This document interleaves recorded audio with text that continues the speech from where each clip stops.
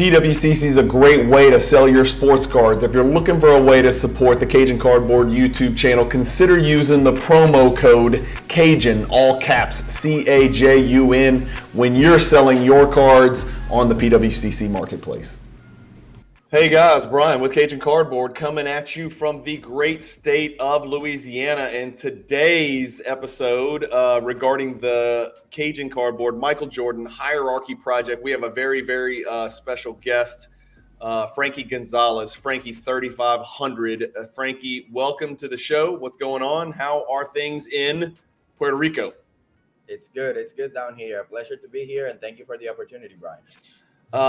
Guys, first, before we get started, I want to screen share and just show you guys who Frankie is, where he comes from, where he hails from, how to find Frankie. Frankie, I kind of said this on a YouTube short this morning that I was recording, is like, Frankie to me is like the Oracle in the Matrix. It's like if you've got a question or something you're unsure about, and I'm not the only one, we'll kind of reach out to Frankie and say, Frankie, have you ever heard of this? Or Frankie, what are your thoughts on this? Or does this look real or fake?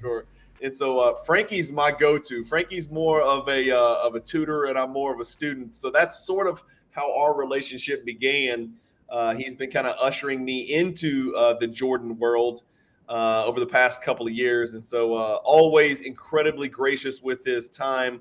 This is Frankie's Instagram page. It's Frankie 3500. If you guys have ever messed with Jordans, you've probably at least run across a post by Frankie or a comment by Frankie. Frankie, you don't do any other kind of social media. I know you're probably on Facebook as well, I'm assuming. Yeah, I'm also on Facebook, but honestly, I don't post that much on Facebook. Most of the card content that I'm doing is here on Instagram, so you can see all the cards that I'm getting. I also have the shop account. But you can see me on my stories. I'll usually link them I'll do a cross post or something like that. But everything card related, everything Jordan related, you're gonna find it on my page. Okay, so you are obviously a Jordan collector, which is why we're on the channel today talking under this umbrella of the Michael Jordan Hierarchy Project. But you collect more than just Jordan stuff. Tell me, generally speaking, if you had to kind of, you're definitely a collector. We know that. But I would also, I guess, technically you are a dealer as well and a local card shop owner. Am I correct in that? Okay. Talk to us about that. Talk to us about the business aspect of it.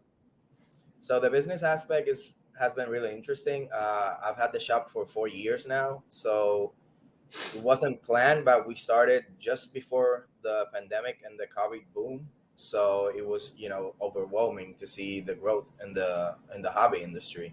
And not just basketball or sports cards. You see it in Pokemon, you see it in Yu-Gi-Oh cards, you see it in Magic the Gathering cards, comics, Funko Pops, vintage toys, everything across the board.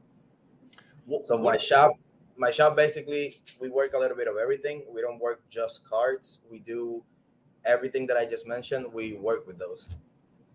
What's tell me the biggest distinction between a local card shop owner in Puerto Rico and a local card shop owner, in continental United States. I mean, what's the primary distinction? What are the things that you wrestle with that we don't wrestle with? What's hot down there that's not hot here, or vice versa? Where does most of the traffic that comes in your store, where are they looking? What are they looking to get into? So the biggest challenge, I would say, is actually finding singles.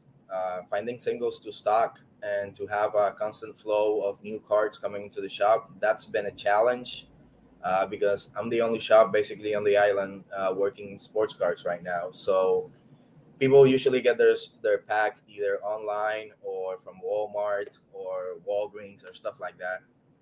And you can get good hits out of those packs, but it's not the same as hobby boxes. I know, Are you right? sure?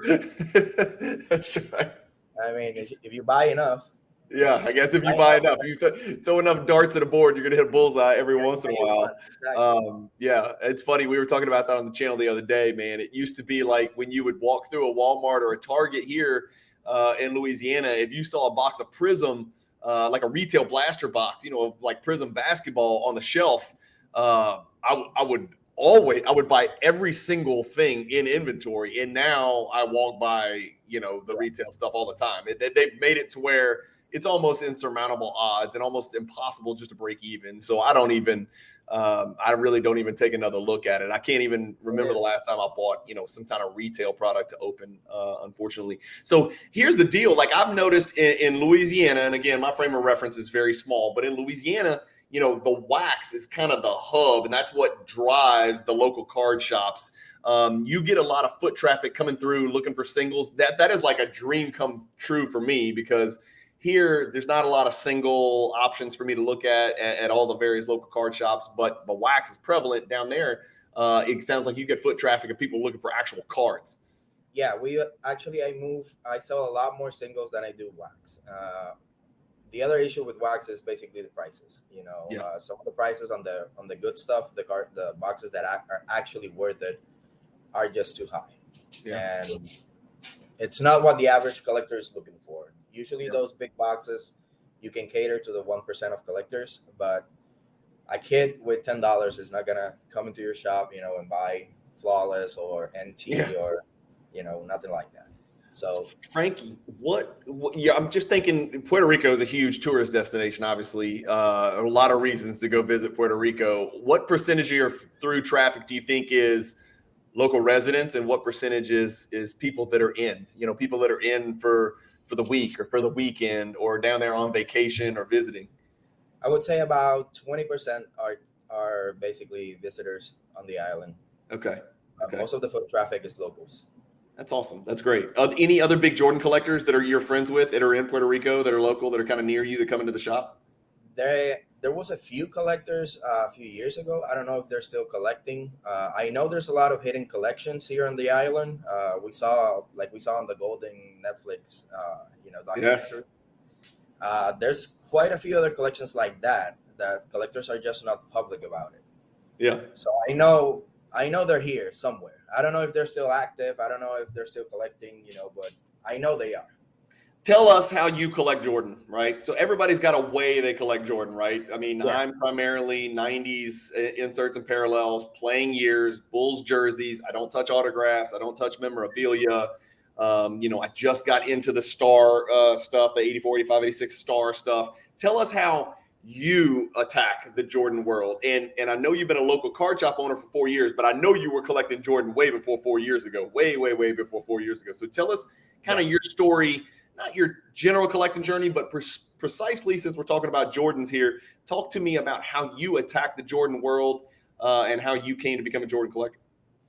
So I started collecting back in 1992. So this is my 31st year collecting cards. I started from the first day basically collecting Jordan. My first card that I got was actually the 1992 Topps base. I still have that copy with me, even though I bought a graded copy in better condition later on, but I still own that copy.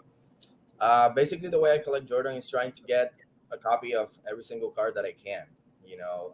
About 95% of my collection is raw cards, and I started grading recently. Most of it, I started buying graded cards more recently, but basically just trying to find a copy of every card that I can. I know I'm not gonna have them all. I know there's a lot. Those Gem Masters 101 already have owners, but it's basically trying to find the best cards and trying to build the best collection that I can in a unique way. I do everything from major releases to oddball cards, international releases, stuff like that.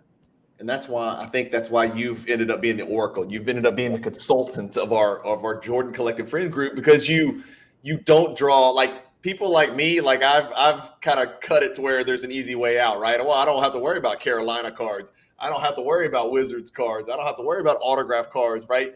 You're like, no, the hell with it, right? If it's got Michael Jordan's face and image on it, we're going to get that thing. And so that's how you become a jack of all trades. That's how you became so well versed in the Jordan world. So tell me this. So say you're looking on eBay. Would you rather, if you locate a Jordan card that you don't have, that you want to add to your collection, would you rather see it in raw condition, or would you rather see it in a BGS 9.5 or a PSA 10?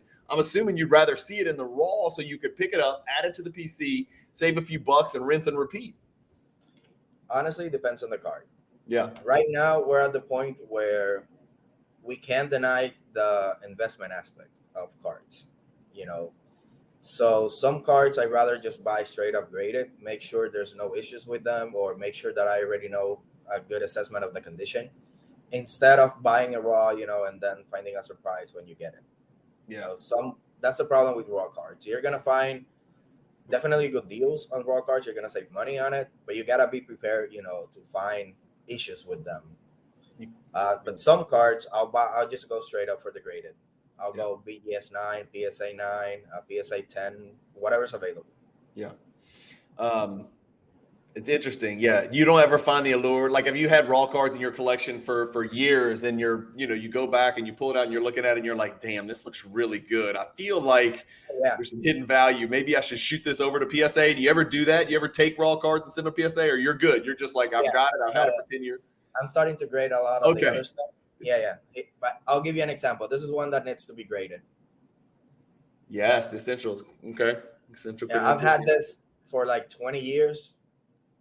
And I know it has the diamond cut that's usually fine on those. Yep. So I know it's not going to be a high grade, but at this point, it doesn't matter. You need the card to be protected. You need the card to be safe. Yeah. You don't want the card to be damaged by accident or anything like that.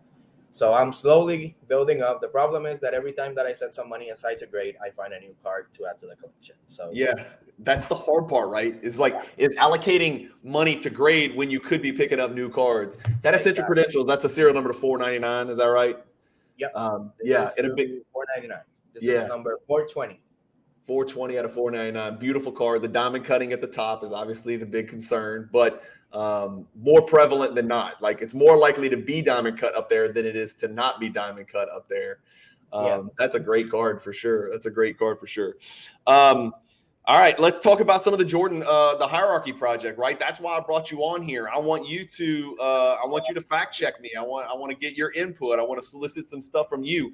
I'm going to hit screen share. We're going to pull up some pictures. I don't know how much you've been able to follow me and Josh as we've kind of worked our way through here, hopefully a little bit. Tier 1, it feels like it was, a year ago that we did this. We've been talking about the little baby cards in Tier 4 recently. Josh and I have recorded a bunch of episodes, and we've just pushed into Tier 4. Tier 1 seems like a forgotten, distant memory, but I've got it pulled up on the screen. This was no easy task. Remember the characteristics that we kind of took into consideration, Frankie. 2 of them were objective, which is, value and scarcity. Those are quantifiable, measurable criteria that there is a right or wrong answer to. And then the other 2 were, demand, kind of gauging public demand for a particular card is really kind of nebulous. It's a very subjective criteria. And then aesthetics is as subjective as it gets, right? That's just me in my absolute personal opinion. And that's also kind of my way of covering my ass. And so I've got some wiggle room here, and that's why you'll see some very, very common cards appear in Tier 1, Tier 2, and Tier 3, and maybe even some cards that are not that valuable, but they are so in demand, so recognizable, and so sought after by not just the whales, right? Not just the people that we rub shoulders with, but all collectors that they'll kind of work their way in here. So those are the 4 criteria. Will anything stand out to you on Tier 1? Any card you think, Brian, that doesn't really belong on Tier 1? Did you think about, card X? Well, when we first started the discussion, actually, the one that caught my attention as a Tier 1 was the Fleer rookie card. We went back and forth with it. Should it be a Tier 1? It's actually a card that it's readily available. You can basically pick one in any grade, any given day of the week. But as we talked about it a little more, it definitely belongs in Tier 1 because it's actually one of those iconic defining cards for every Jordan collector. Every Jordan collector at one point or another has owned one or multiple of those Fleer rookie cards. And I just don't see any Jordan collection without it. I know some people don't like it. They're like, well, it's too common. I'm not going to go spend X amount of money on it when I can get better cards for that price. And I agree. I mean, that's completely fair. But still, I think it's probably one of the most defining cards in any Jordan collection. Yeah. I think it's a foundation piece, right? When you build a house, you lay the foundation, you frame it up, you pour the concrete, and everything builds upon that. It's not necessarily the crest, right? It's not the star at the top of the Christmas tree, but it's the foundation of the Christmas, it's the foundation of every Jordan collection. And I'm not the guy who's going to tell everybody they need a PSA 10, right? Because some people don't even need a PSA card at all or BGS card at all. They collect these cards in raw. But it's undeniable. The demand for that card exceeds, I think, it exceeds almost every single sports card. Certainly, I think it exceeds every single basketball card. That's just my personal opinion. Just pure demand in some grade or another. Where do you stand? I'm not going to hold your feet to the fire on this, but I'll put you on the spot a little bit. The 86 Fleer versus the 84 Star number 101. What is your take on that? You've been in this forever. I'm relatively new to that argument. I'm biased, right? Because I own one and don't own the other. Number one, do you own a copy of each? Number two, do you own a graded copy of each? And where do you kind of stand on, where those cards fit in as far as the rookie card, or both are rookie cards, or one's an XRC? Where are you at on that, Frankie? Well, for me, the true rookie card is the Star 84. That's the first Jordan card that came out the first year. So that's the one that should be considered the true rookie. I get the arguments that it wasn't pack pulled, that it didn't come in a pack, that dealers and stores could order them directly. But at the same time, there wasn't any other option on those years. Yeah. No other company wanted to make basketball cards those years. So that's the only way the card was made available. So just because it's not available through the traditional means doesn't mean it's not important, or doesn't mean it's not the rookie card. Yeah. Now, I do own both cards. One's a BGS 8 and one's a PSA 7. There we go. Yeah. So the BGS 7, I've actually had 3 copies of this card. I had a 9, an 8, and the 7.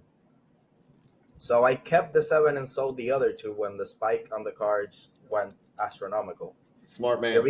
The reason why I kept the 7, it wasn't much because of value, but this card actually, my dad, was a gift from my dad in 8th grade. Okay.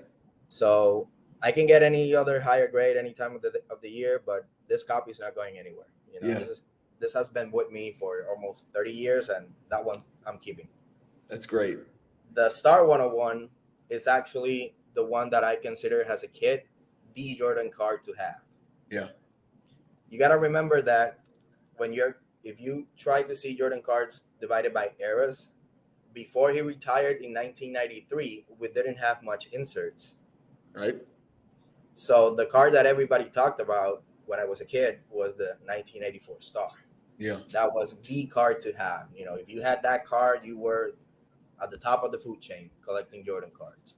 Frankie, I'm 49 years old. So in 1992, I was a senior in high school. I had dabbled a little bit in, I was a baseball card collector growing up because so many of my friends collected baseball cards. We knew basketball cards existed, but, I didn't know what Star cards were. I'd seen pictures in a Beckett magazine. I'd see a picture of it maybe in a local card shop here and there. But I was too young, and there was no internet access. There was just no social media. So I didn't really even understand what the hell it was. Like, I didn't know how you would get it. Where were these packs? I want to go buy a pack of Star. How do I buy a pack of these cards? I don't see them at the Target or the Walmart or whatever it was called back then. I didn't even know they came in team bags. I didn't know how they were distributed. I didn't know they were regional. I didn't know that, dealers had access to. I didn't know all those things. And so that was part of the allure of that card, is that everybody had seen it, but it was like, I wouldn't even know where to get one, even if I did want one, especially in Baton Rouge, Louisiana. Right. So that's interesting. So we share different perspectives on that, but I get it. And it almost always, correct me if I'm wrong, it almost always hinges on whether you think being pack pulled is important, and whether it's a prerequisite to being a true rookie card. There's no rule book out there that says a card's got to be pack pulled to be a true rookie card. Exactly. They're both licensed, so. And you actually see it in baseball a lot also with the Top Tiffany sets. Those were not pack pulled. They were a small box that you had to buy the full set. Yeah. And we got a lot of baseball players that those cards are considered their rookie card. Members only Shaq, right? Members only Shaq that's not a pack pulled card, right? The Beam Team members only Shaq 92. I think almost everybody considers that one of Shaq's rookie cards. Nobody says it's not a real rookie card. That wasn't pack pulled either. So lots of arguments both ways. It's a fascinating debate, and people get pretty passionate and heated about that. What else? Anything else on here? If you had to pick, let's throw out the PMG green. Let's throw out the essential credentials now. Let's pretend those don't exist, because for most people like us, most mortals, they don't. What's the next card on the screen that you would want to put into your collection, Frankie? I would go for the Playmakers Theater. Okay. That's one of the cards that I would like to add, in the near future to my PC. One of the reasons that I like that card so much, I've had the opportunity to actually hold a few copies in hand, and the card looks amazing. The gold foil, the embossed, it's just a beautiful card. Now, that's one of just 3 cards that Jordan has during the 90s. That's also not a parallel. So that's actually what I call a true insert. You don't get any, it's not unnumbered. You don't get any other version of it. You only have that version numbered to 100. So that's what I call the true insert. Same with the Jambalaya. It doesn't have any other version. Some of the other cards that we have on the screen are actually parallels of other cards. Yeah. They're either parallels or they're parallel inserts, right? Like the Ultra Stars Gold's a parallel insert. The BAMs is a parallel insert. Obviously the Rubies and the PMGs, those are just pure parallels. You're right. That's a great point you make. Looking at the screen, damn, you're right, Frankie. I think those are the only true inserts in that picture. Those are the only two true solo inserts with no parallels in this picture. You're right. You're the first person that's brought that up. It's 2 out of 27, Frankie. That's nuts. Yep. That's nuts. And there's a lot of pure parallels on here, and the rest of the inserts are parallel inserts. And of course, then you got the 2 base cards, right? The 86 Fleer and the 84 Star. So those are really the 4 cards that are unique, is the 2 base cards and then the 2 pure insert cards. That's fascinating. It's fascinating. Of the cards on your screen, which ones do you own? You own any of these tier 1 type cards, Frankie? I own 4 cards. I own the 2 rookie cards, and I also own 2 of the credentials in PSA 9. Legacy. Yeah. There we go. And where are you? And you're going to be biased, but where are you? Where are you on Legacy Collection or Platinum medallions? That was the kind of the tough choice I had to make, because there's a slew of each. And I felt like it was an all or nothing deal. Either it was going to be the Platinums on tier 1 or it was going to be the Legacies. I went with the Legacies. Did I make the right call? I felt it was a little bit higher end product. It seemed to me to have a little bit more demand than the Platinums. Not a lot, but a little bit. I would go with the Legacies. You got to remember that the Platinum medallions also have the gold parallels. So again, it's basically card number 3 on the sequence. You have the base, the gold, and the Platinum. Yep. The Legacies were actually one of the first numbered Jordan cards that came out in 1996. So they're going to hold a special place in any collection, and in the Jordan card world, those cards have always been considered to be, I'm surprised they're not worth more, because they're really beautiful cards. The shine on the cards is just amazing. The pictures on it, they're all action shots, they look amazing. I think they look amazing too, man. I think they look amazing. I think Flair Showcase, just the base cards look amazing, to be honest with you. Like, we're talking about 5 and 6 figure cards on the screen, but like I'm looking at, PSA, I think just PSA 10 base Flair Row Zero, no number, no serial number, just the damn base card. I think those are just freaking gorgeous cards, man. They really are solid, beautiful cards. There's a couple of 90s products that the base card just stands out to me. The EX2000 stands out to me. The 97 Metal Universe base stands out to me. And then the Flair Showcase cards really stand out to me as well, man. I think those are just really, really beautiful looking base cards. All right, let's bounce over to tier 2. See if there's anything. I got 2 pictures of tier 2. We'll take it one picture at a time. Anything stand out on this one, Frankie? Here, let me just throw one out. Where do you stand on the vintage 61? Right, me, and my take on that.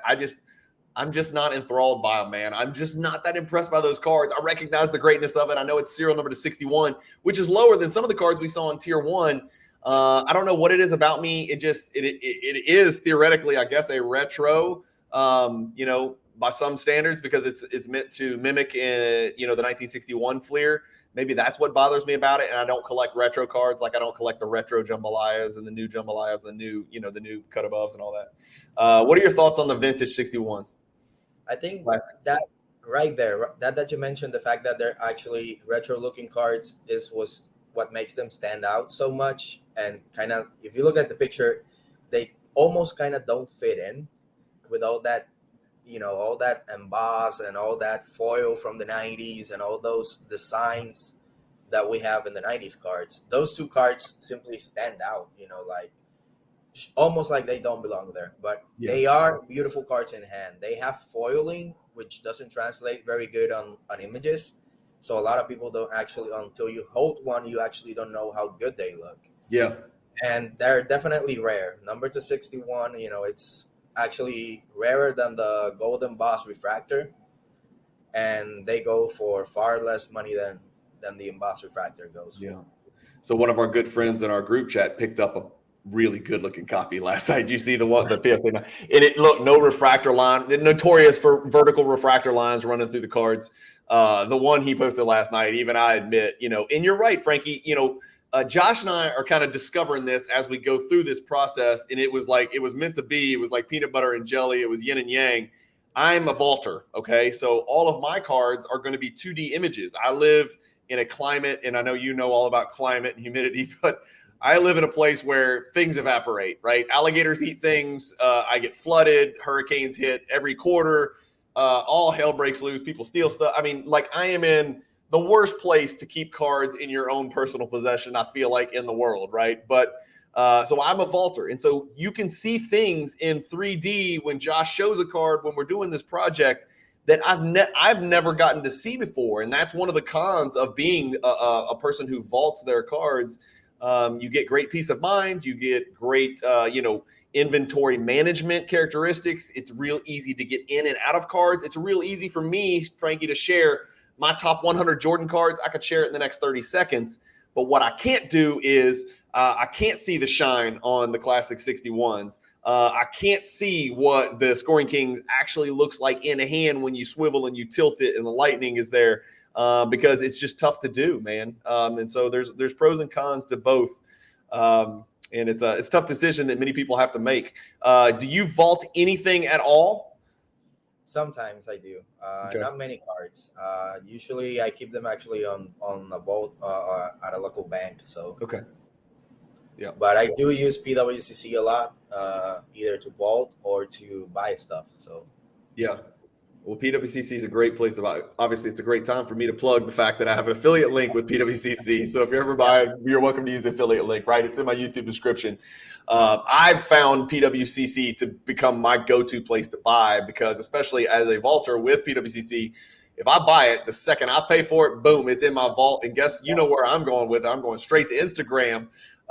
Because just like you, Instagram is my place to communicate with all of my friends in the hobby. It used to be Facebook, and I've just kind of transitioned out of that. I just find that Instagram's a superior platform when it comes to, sharing your collection, learning about other people's collections, and communicating with people in the hobby. So.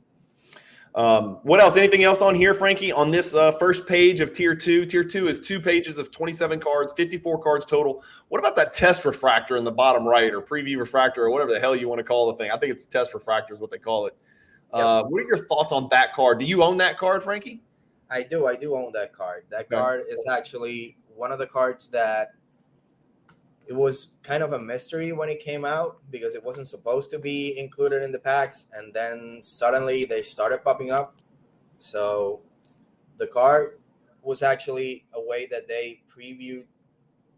They wanted to make a preview on it. This is another card that eventually it's going to get graded. Frankie, I was just about to say, I was like, dude, you've got a pretty square copy right there. That's a pretty nice centered copy. Damn, so for some reason, Topps did a test with the orange border. They didn't like it. I don't know why. I think it looks a lot better than the regular one. Agreed. And they don't green as much as the regular ones either. Agreed. Yes.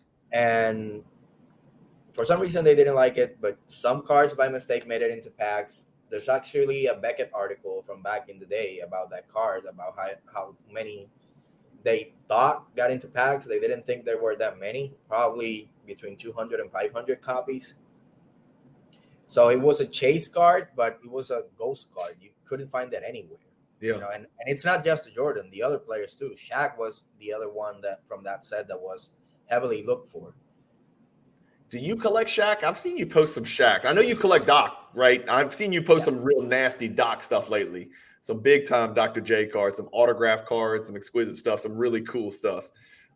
That's what I like about you, Frankie, is like I said, I had to draw the line at a certain point. I was like, my brain's too small. I can't grasp it. Like I haven't got into the exquisite stuff, but I've seen you span, massive. Your outreach and the breadth of your collection is absolutely fascinating to me. And so that's why I thought you'd be a great guest on the channel to kind of talk about some of these cards. And of course, you had it right on hand. You had the freaking test refractor. I did not know that. That was not planned. I didn't know you had it in your hand. Here's page 2 of tier 2, Frankie, on your screen. And I don't know why, but this feels like the most colorful page that we did in the whole thing. A lot of stuff on here really kind of stands out. Any of these cards really tug at your heartstrings? Any of these cards in your collection that mean an exceptional amount to you? Anything that doesn't belong, you think? Okay, the one that I actually like the most, I've grown to like the card. It was actually one of the first cards that I bought when I got back into collecting full time back in 2017, 2016. Yeah. And it's the 85 Prism sticker. Really? Yeah, there it is. Well, you may not like me. You know me. I've always got a joke about that sticker. I know. I mean, you got to learn to love it. Yeah. It's weird looking, but at the same time, the prism design is something that actually a lot of people right now are looking for in the newer cards.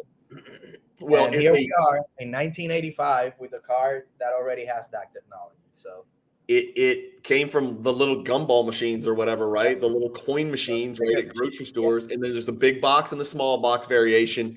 It's certainly. It pushed the envelope on, part of my criteria was no oddball cards, no foreign cards.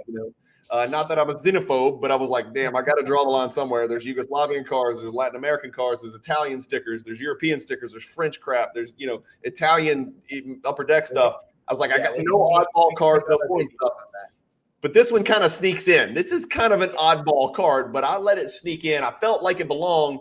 Just because of all the oddball cards, I think this is the king of the oddball cards, in my opinion, value-wise, scarcity-wise. It's got a story behind it, and it's interesting for sure. It's definitely the one that stands out the most on this page for sure.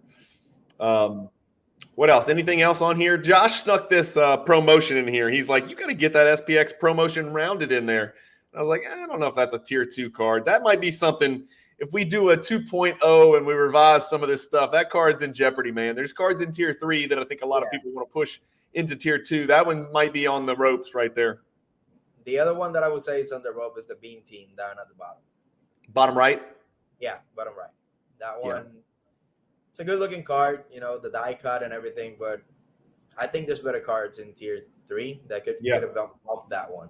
Let's get to it then. Let's get to tier 3. So we got two cards that are in jeopardy on the Frankie list. There's 2 cards that are in jeopardy.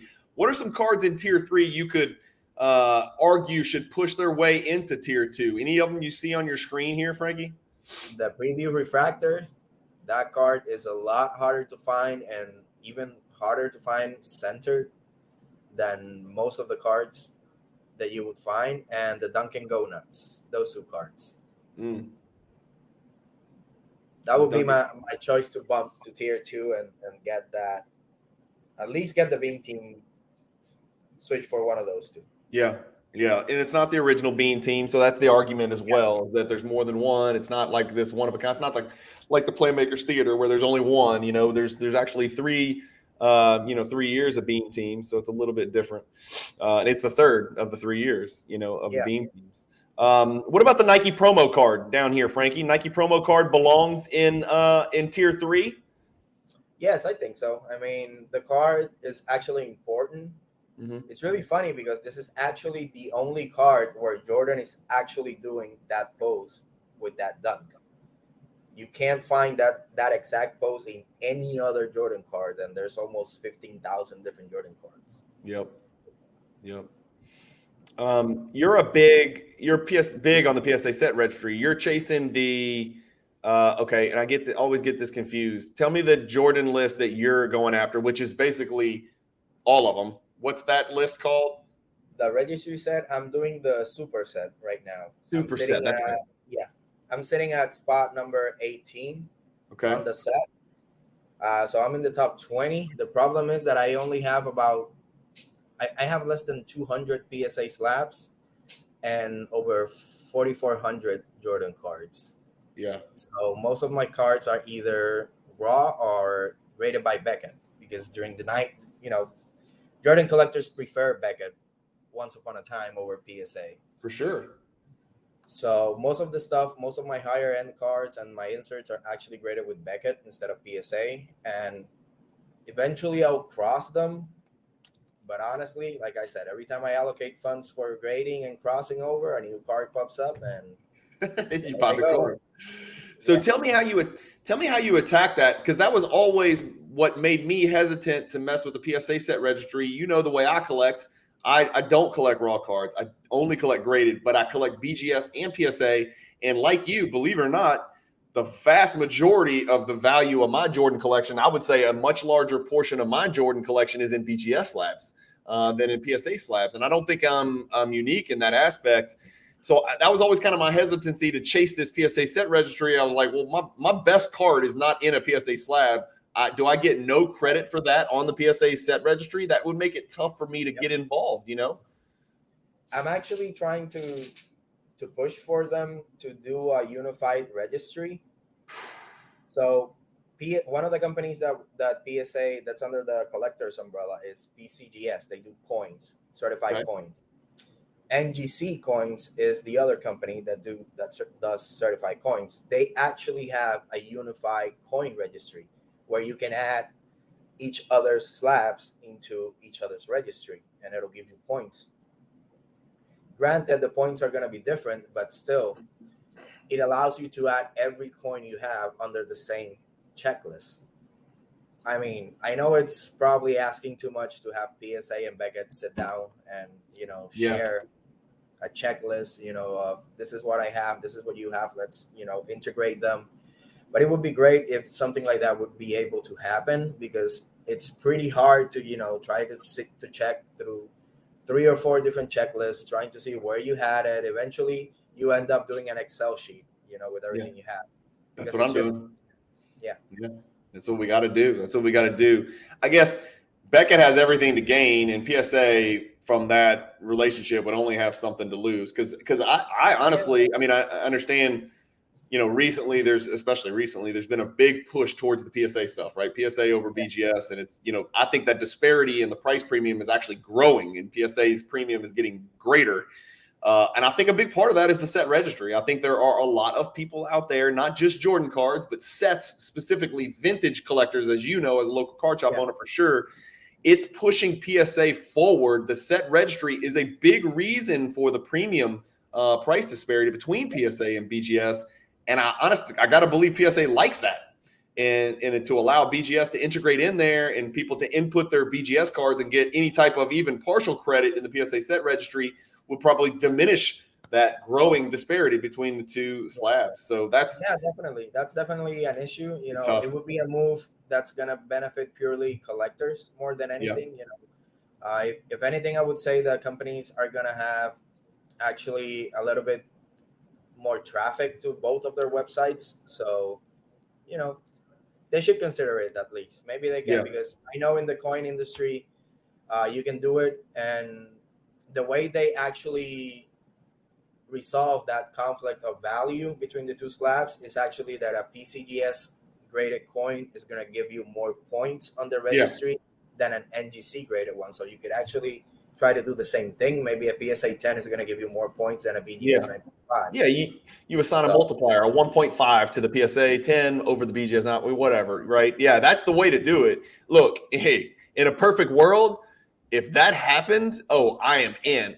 That's kind of, what I'm trying to accomplish here is to give people not a set registry, but almost like a, like a template, like a game plan.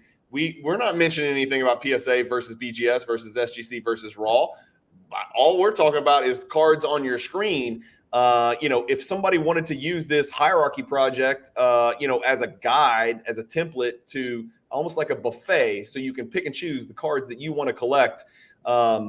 There's no rule that it's got to be all PSA or all BGS or all SGC. And that's kind of the beauty of this is like you are one of the greatest collectors in the world and you're 18th on the PSA set registry.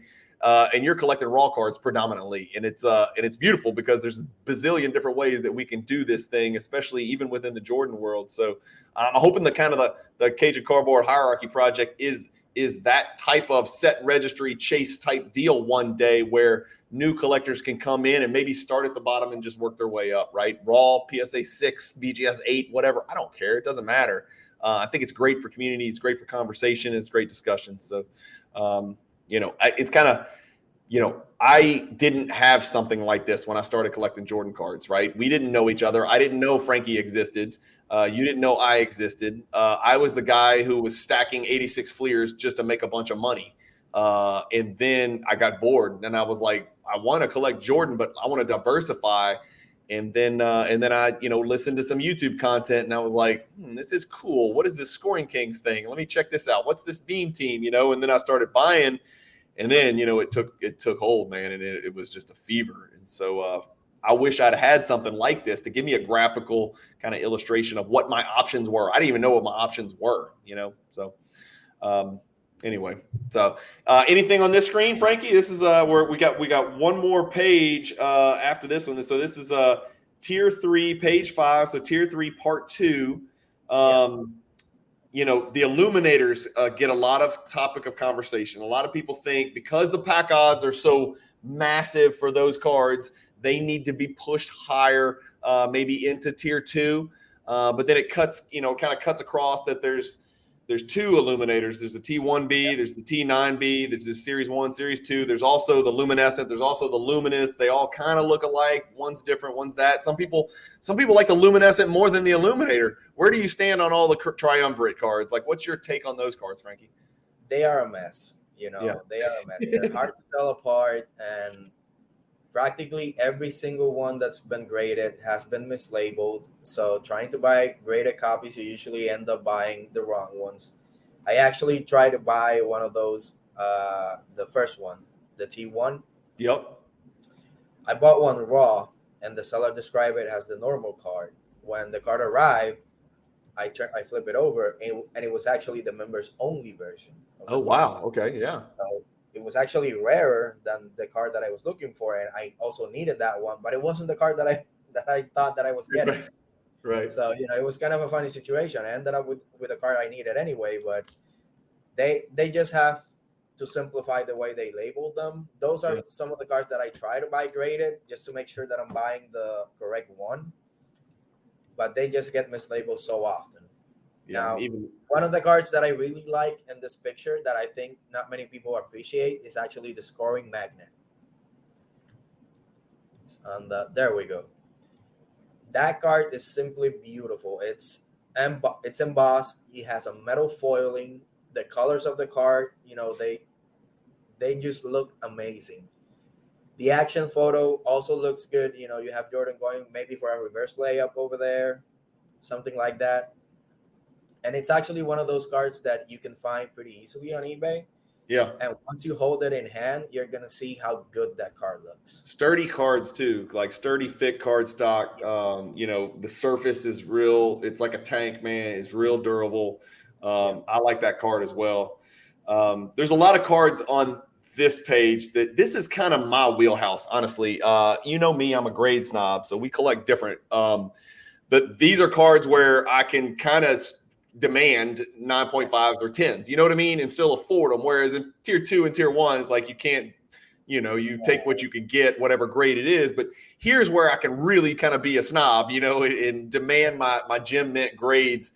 And this is kind of my wheelhouse, man. Tier 3 are the types of cards that I really, really love, especially in high grade, because that just kind of builds in a little bit more scarcity. So, some great stuff here.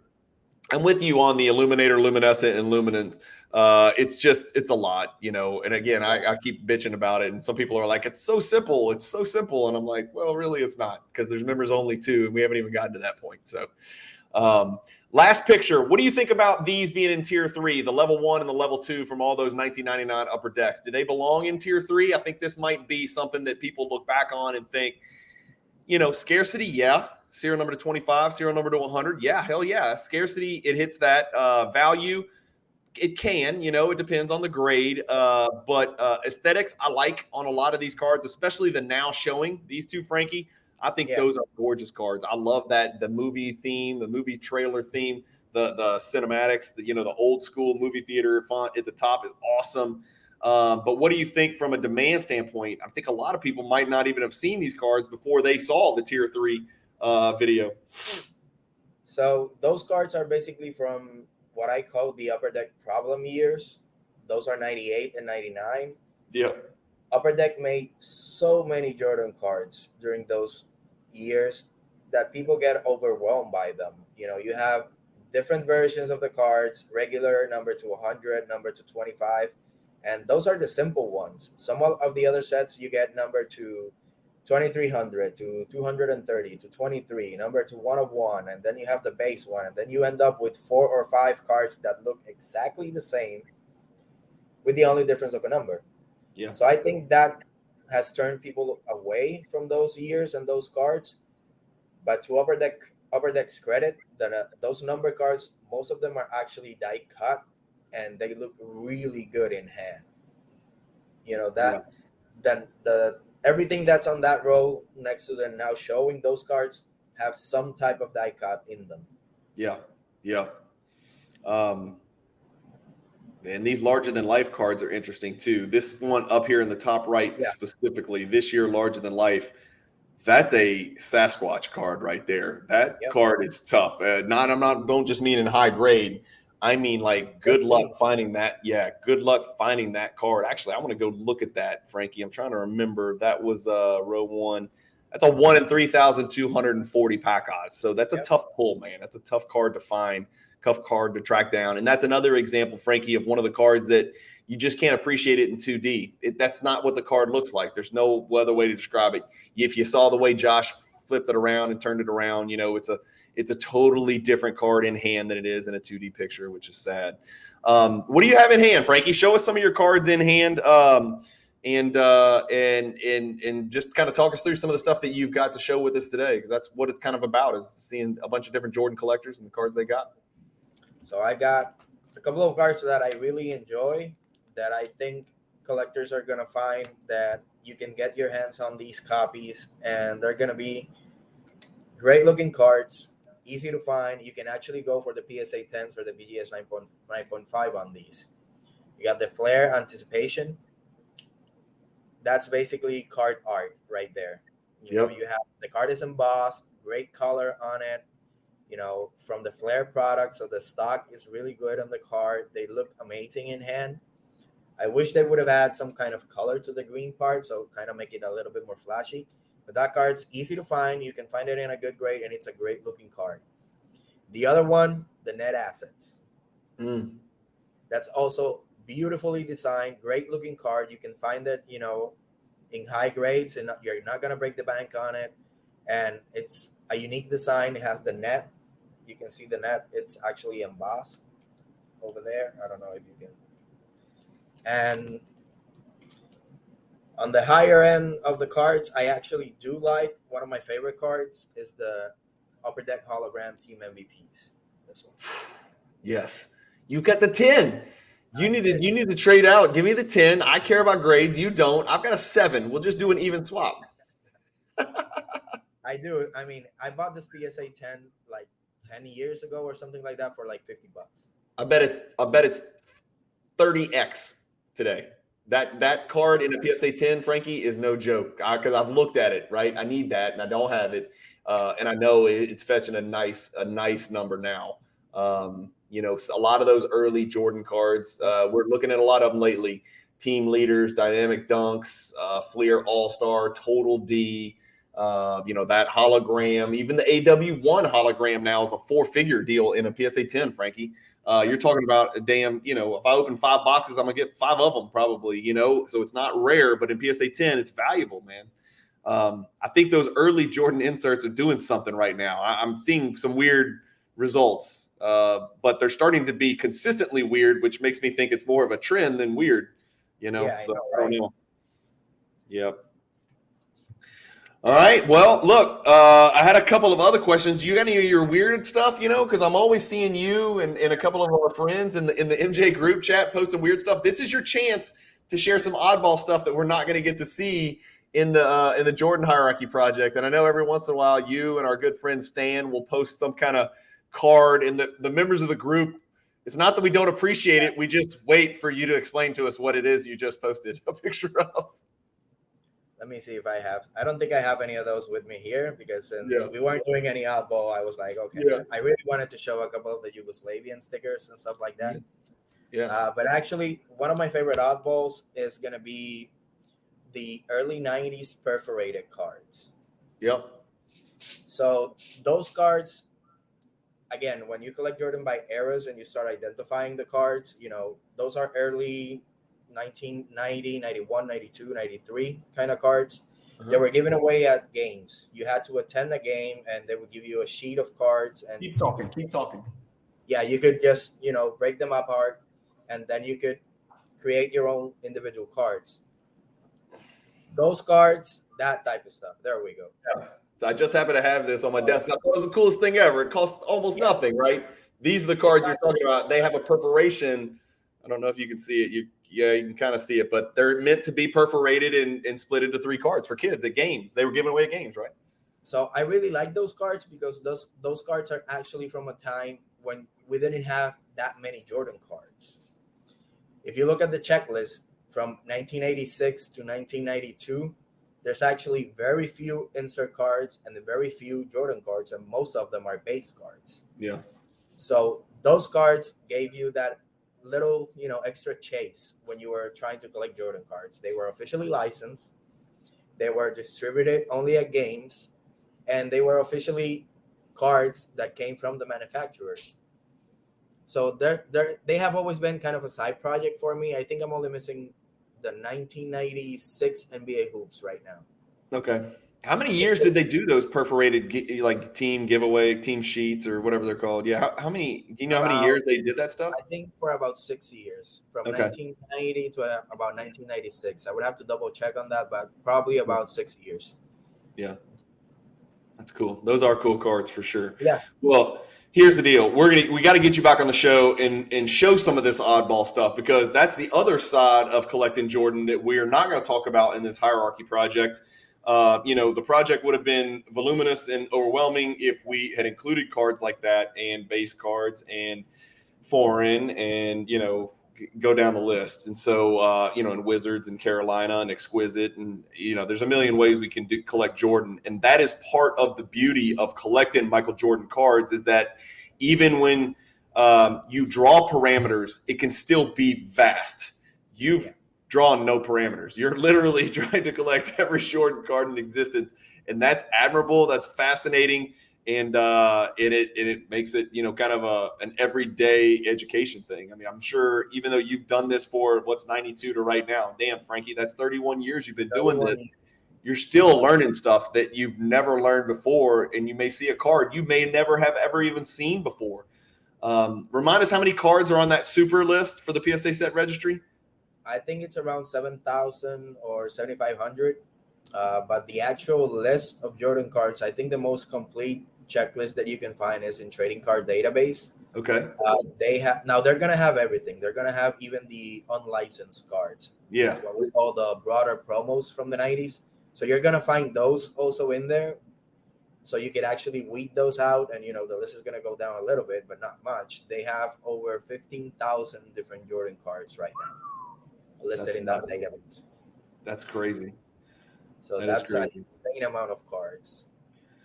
Well, cool. Well, man, look, it was amazing to catch up with you and your lovely wife at the National. I'm glad we got to spend some time together and we got to run into each other and hang for a little bit. I wish we had more time. Next year it sounds like the Nationals in Cleveland. I'll be back there. I assume you will be back there. How many Nationals in a row have you been to? This is the Cleveland would be my third national. I actually went to the one after COVID. Okay. I skipped Atlantic City because traveling from Puerto Rico to Atlantic City, it's a big hassle. And it's a big hassle for me, and I'm not in Puerto Rico. It's a pain in the butt to get to Atlantic City, right? Yeah, so we skipped Atlantic City last year, but went to Chicago this year. We're gonna go to Cleveland. We're already booked for it, and hopefully we can continue to go every single year after this. Well, that's a plan, man. I know I plan to go for the foreseeable future as well. Chicago this year was my second, and I will definitely be in Cleveland next year, and then Chicago after that, and then fill in the blank. Right? Then we don't know, so we'll see. We'll see where it is. But the National's a great place to pick up some raw stuff and have some fun and meet some friends. Anyway, Frankie, thanks for joining us, man. You're always welcome on the channel. I can't tell you how much I appreciate the answers that you give to the dumb questions that I ask in our Jordan group chat or that I direct message you with. You've been an invaluable resource and a good friend to me in the hobby. And you're always welcome on the channel if there's anything you need. Reminder, how to find Frankie. Let me get him up here again on screen share. Yeah. Frankie Gonzalez. And he is Frankie 3500. You can't miss him. Every once in a while, when somebody posts something about Jordan and they need an answer, you'll see him chime in with the answer. It's right 99.999% of the time. So Frankie's the Oracle. In fact, I think I just gave you a nickname in the hobby. You're now called the Oracle. I'm just giving you a nickname. I'm official, right? So I'm gonna have to add that to the description then. Add it to the description / the Oracle per Cajun Cardboard. There you go. So Frankie, thanks again for joining us, man. I hope y'all have a great Saturday, a great Sunday. Get some sales done in the shop and enjoy Puerto Rico, baby. Thank you. See you soon, Thanks, Brian. Frankie. See ya.